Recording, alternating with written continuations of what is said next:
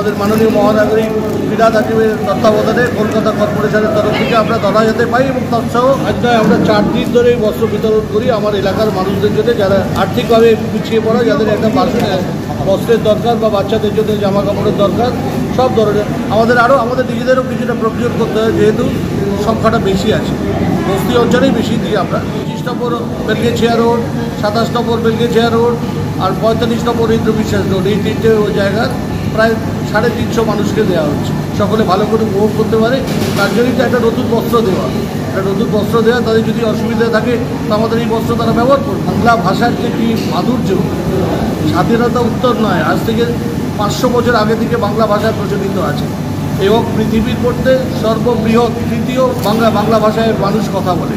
এইসব মূর্খের স্বর্গে যারা বাস করে তাদেরকে কে কী বোঝাবে? কিন্তু মনে রাখবেন, বাংলা ভাষা হচ্ছে পৃথিবীর তৃতীয় বৃহত্তম ভাষা। বিশ্বের দরবারে বাংলা ভাষার আজকের দিনে যা কদর আছে, সারা ভারত কেন সারা ভূভারতে এই ধরনের কদর কোনো ভাষা নেই।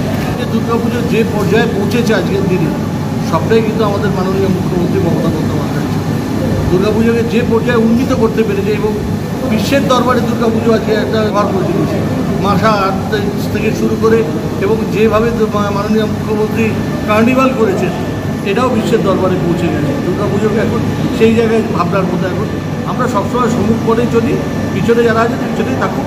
পরবর্তীকালে যদি কোনোদিন সুযোগ হয়, ওদের যে চেতনা হয়, ঠাকুর বলতেন ওদের চৈতন্য, এদের যেদিন চৈতন্য হবে আশা করি সেদিন ওরা ফিরে আসতে পারে। মমতা ব্যানার্জির পায়ের নখের যোগ্য যদি ওরা হতে পারে, সেদিনকে তাদের উদ্দেশ্য করে কিছু বলতে পারে।